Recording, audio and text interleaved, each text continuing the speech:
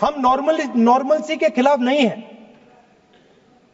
मगर नॉर्मलसी से पहले स्टेटस को होना चाहिए। हमारी जमीन हमें वापस मिलनी चाहिए। We should get our land back. ऐसी कौन सी मजबूरी थी जब एक्साइज चीन का एरिया किसके समय वो चीन ने हथिया लिया? किसकी सरकार थी? कब हिंदू चीनी भाई भाई कहते रहे और पीठ पे छुरा घोंपने का काम किया था?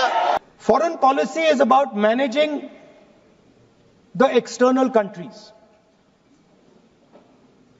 You have given China 44,000 square kilometers of land.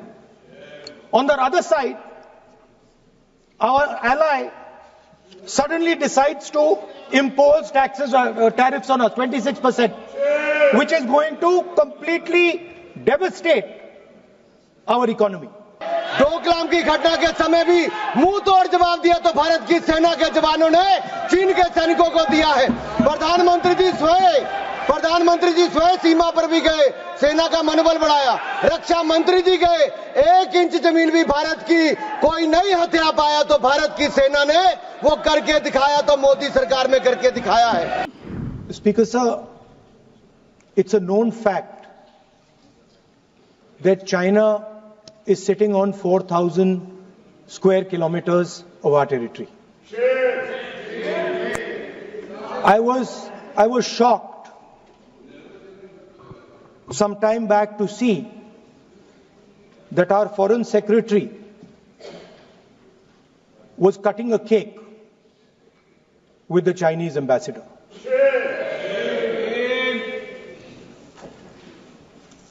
The question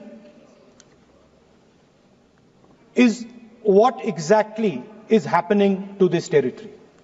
4,000 kilometre हैं, 4,000 किलोमीटर चाइना ने ले लिए हैं और हमारे फॉरेन सेक्रेटरी उनके एम्बेसडर के साथ केक काट रहे हैं। 20 जवान शहीद हुए थे, उनकी शहादत की सेलिब्रेशन हो रही है केक काटकर। अब हम नॉर्मलसी के खिलाफ नहीं हैं, मगर नॉर्मलसी से पहले स्टेटस को होना चाहिए। हमारी जमीन हमें वापस मिलनी चाहिए। We should get our land back. It has also come to my notice that the Prime Minister and the President have written to the Chinese. We are not finding out from our own people. It is the Chinese ambassador who is telling the people of India that the Prime Minister of India and the President of India have written to them. Foreign policy is about managing the external countries. You have given China 44,000 square kilometers of land. On the other side, our ally suddenly decides to impose tariffs on us, 26%, which is going to completely devastate our economy. Our auto industry, our pharmaceutical industry, they're all on the line. Agriculture.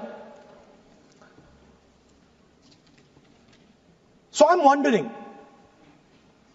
somebody once asked Indira Gandhi ji,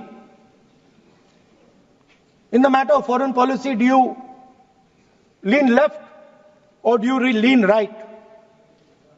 And Indira Gandhi ji answered, I don't lean left or right, I stand straight.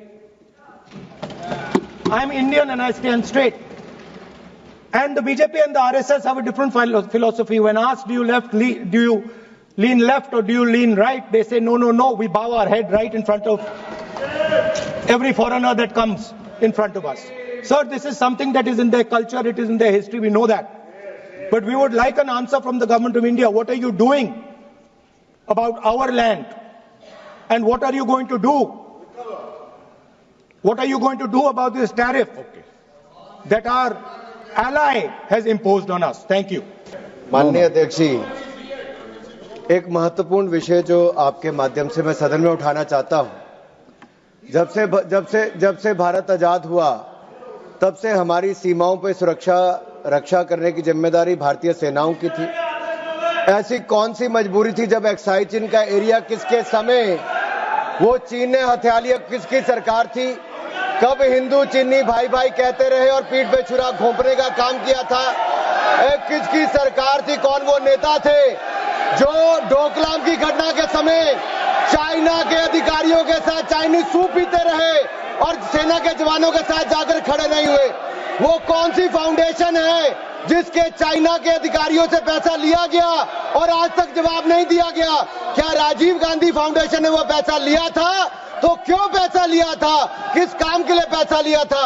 आज मोदी जी की सरकार में हम ये कह सकते हैं, डोकलाम की घटना के समय भी मुंह तोड़ जवाब दिया तो भारत की सेना के जवानों ने चीन के सैनिकों को दिया है। प्रधानमंत्री जी स्वयं सीमा पर भी गए, सेना का मनोबल बढ़ाया। रक्षा मंत्री जी गए, 1 इंच जमीन भी भारत की कोई नहीं हथिया पाया तो भारत की सेना ने वो करके दिखाया, तो मोदी सरकार में करके दिखाया है। कुछ लोग चीन के साथ मिलकर झूठे आरोप लगाते हैं और अपनी राजनीतिक रोटियां सेकते हैं। ये केवल राजनीति करते हैं, इनको कुछ नहीं मिलने वाला। इनको जवाब देना होगा कि चाइना से राजीव गांधी फाउंडेशन ने पैसा क्यों लिया साहब।